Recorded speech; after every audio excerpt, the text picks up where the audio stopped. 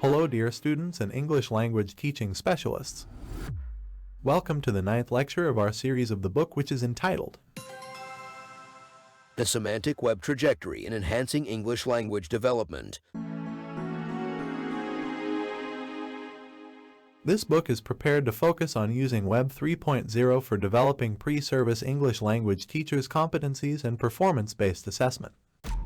The title of this lecture is Innovative Assessment Competencies for Pre-Service English Language Teachers. Let's warm up our minds by answering the following questions. 1. What do you think are the benefits of using web-based programs for English language assessment? 2. How can semantic web-based programs help improve the assessment competencies of pre-service English language teachers?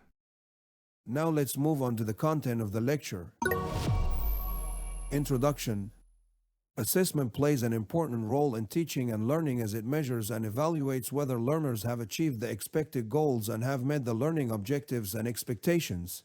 In addition, it refers to a wide range of methods that educators use to assess learners at different levels of learning.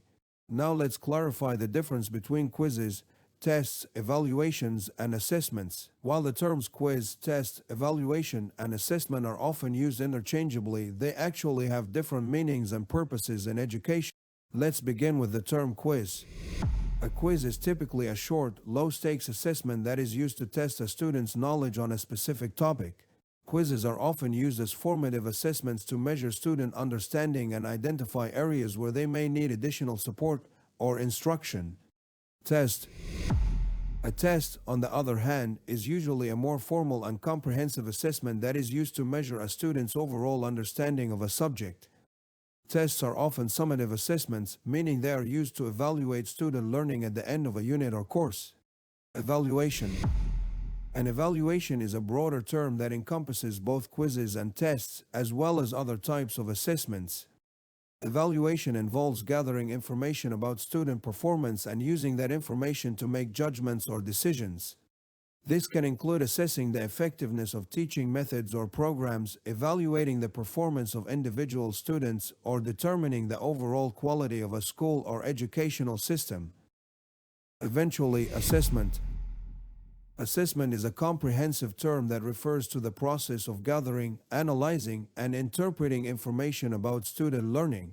Assessment includes both formative and summative assessments, as well as other types of evaluation such as diagnostic assessments, self-assessments, and peer assessments. Assessment is a continuous process that is used to inform teaching and learning and improve educational outcomes. The definition of assessment in education. In education, the term assessment refers to the wide variety of methods or tools that educators use to evaluate, measure, and document the academic readiness, learning progress, skill acquisition, or educational needs of students. Consequently, instructors can make decisions regarding instruction, curricula, and learners' proficiency and performance. Now let's move to the next point. The different types of assessments. 1. Diagnostic assessments. 2. Formative assessments. 3. Summative assessments. 4. Performance-based assessments. Let's discuss each type in some more detail. Here is the first type, which is the diagnostic assessment. Diagnostic assessments are a type of assessment that aims to identify specific areas of strength and weakness in a student's knowledge or skills. These assessments are typically administered at the beginning of a new unit or course of study, or whenever a teacher needs to gather information about a student's current level of understanding in a particular subject area. The goal of a diagnostic assessment is to identify gaps in a student's knowledge or skills, which can help teachers develop individualized learning plans that address these areas of weakness.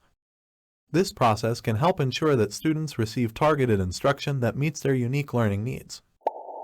The second type is formative assessment. Formative assessments are designed to provide ongoing feedback to students during the learning process. They help students identify their strengths and weaknesses and allow teachers to adjust their instruction to better meet the needs of their students. Examples of formative assessments in English language teaching may include quizzes, homework assignments, or in-class activities that are designed to evaluate specific language skills or content areas. The third type in this lecture is summative assessment. Summative assessments, on the other hand, are used to evaluate overall language proficiency at the end of a unit or course. These assessments provide a more comprehensive evaluation of students' language skills and knowledge. Examples of summative assessments in English language teaching may include final exams, standardized tests, or proficiency tests that are designed to measure a broad range of language skills and knowledge. Here is the fourth type, which is performance-based assessment. Performance-based assessments are used to evaluate students' ability to use language in real-life situations. Oberg defines it as one or more approaches for measuring student progress, skills, and achievement, and that performance assessment is the ultimate form of linking instruction with the assessment. These assessments are designed to measure students' ability to apply their language skills to a range of different contexts and situations. Examples of performance-based assessments in English language teaching may include role plays, oral presentations, or writing assignments that require students to use language in a meaningful and authentic way. Now we have reached the assessment. Part 1. True or false questions with justification. 1. Quizzes and tests are the same thing. 2. Evaluation and assessment are synonyms. 3. Diagnostic assessments are used to measure overall language proficiency. 4. Formative assessments are used to evaluate student learning at the end of a unit or course. 5. Performance-based assessments are only used in subjects like art and music. Part 2. Multiple choice questions. 6. What is the definition of assessment in education? A. The process of gathering information to make a decision or judgment. B. The process of evaluating the quality or effectiveness of something. C. The process of measuring student learning or performance. D. The process of identifying specific areas of strength and weakness. 7. What is the main purpose of a diagnostic assessment? A. To evaluate overall proficiency. B. To identify areas of strength and weakness. C. To provide feedback for improvement. D. To measure student progress. 8. When are formative assessments typically used? A. At the end of a unit or course. B. Throughout the learning process. C. To evaluate overall proficiency. D. To provide feedback for improvement. 9. What is the main purpose of a summative assessment? A. To identify areas of strength and weakness. B. To evaluate overall proficiency. C. To provide feedback for improvement. D. To monitor student progress. 10. In what subjects can performance-based assessments be used? A. Only in art and music. B. Only in science and math. C. Only in language arts. D. In any subject area. Thank you for watching this video. I hope you found it informative and enjoyable. If you liked what you saw, please consider giving it a thumbs up and subscribing to my channel for more content like this. Don't forget to hit the notification bell so you never miss an upload, and as always, feel free to leave a comment below with any questions or feedback. Until next time, take care and stay tuned for more.